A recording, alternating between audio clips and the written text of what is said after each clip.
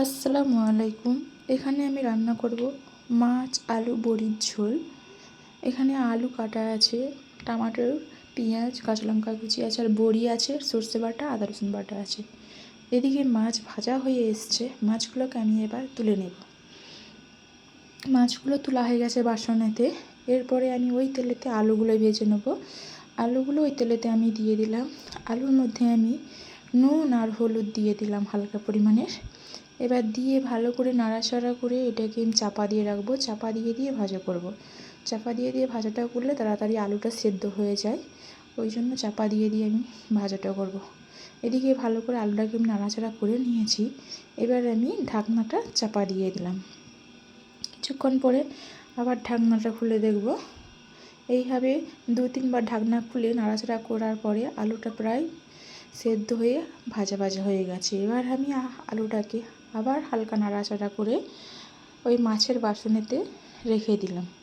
এরপরে আমি বাটিয়ে বড়িগুলোও ভেজে নেব। হালকা হালকা করে ভেজে নেব বড়িগুলোকে।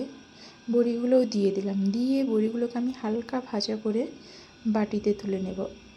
দেখতে দেখতে বড়িগুলো ভাজা হয়ে গেছে। এবার আমি বাটিতে বড়িগুলোকে তুলে নিলাম। ওই তেলেতেই আমি ফোড়নটা দিয়ে দেব। পেঁয়াজ কুচি, কাঁচা লঙ্কা কুচি দিয়ে দিয়েছি। এইটাকে হালকা ভাজা ভাজা করে নেব। ভাজা ভাজা হয়ে আসলে আমি আদা রসুন বাটাটাও দিয়ে দিলাম। এবার আমি আদা রসুন বাটা আর পেঁয়াজ কাঁচা লঙ্কা আবার একসঙ্গে ভালো করে কষিয়ে নিচ্ছি। দেখতে দেখতে কষানো হয়ে গেছে। এর মধ্যে আমি কেটে রাখা টমেটোর কুচিটাও দিয়ে দিলাম। টমেটোর কুচিটা দিয়ে দিয়েছি। মশলাটা যাতে পুড়ে না যায় আমি হালকা পরিমাণের পানি দিয়ে দিলাম। পানিটা দেওয়া হয়ে গেছে। এবার আমি গুঁড়ো মশলাটাও দিয়ে দেব। হলুদ গুঁড়ো, লঙ্কা গুঁড়ো আর পরিমাণ মতো নুন দিয়ে ভালো করে আমি মশলাটাকে কষিয়ে নেব। মশলাটা কষানো হয়ে আসলে আমি ভেজে রাখা আলুগুলো দেব। এদিকে মশলা প্রায় কষানো হয়ে এসছে। ভালো করে আমি মশলাটাকে আবার কষিয়ে নিচ্ছি। মশলা থেকে হালকা তেল ছেড়ে দিলে আমি ভেজে রাখা আলুগুলো দিয়ে দেব। এদিকে মশলা প্রায় কষানো হয়ে গেছে। এবার আমি ভেজে রাখা আলুগুলোও দিয়ে দিলাম।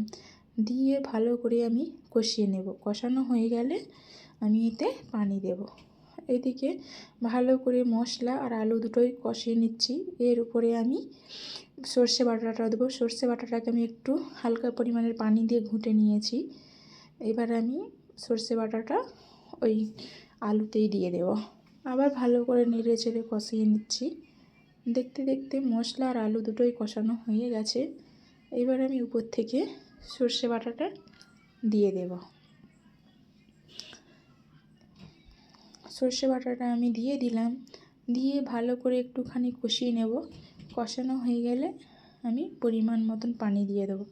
এটা আমি পাতলা ঝোল করব, একটু বেশি পরিমাণের পানি দেব। ভালো করে নেড়ে চেড়ে একটুখানি কষিয়ে নিচ্ছি। কষানো হয়ে গেলে পানিটা আমি দিয়ে দেব। দেখতে দেখতে পুরো তরকারিটা কষানো হয়ে গেছে। এবার পরিমাণ মতন পানিটাও দিয়ে দিলাম। দিয়ে হালকা নাড়াচাড়া করে ঢাকা দিয়ে রেখে দেবো। পানি দেওয়া হয়ে গেছে। এবার আমি নাড়াচাড়া করে রেখে দেবো, চাপা দিয়ে রেখে দেবো। তরকারিটা ফুটলে ভেজে রাখা বড়ি আর মাছ দুটো দেব।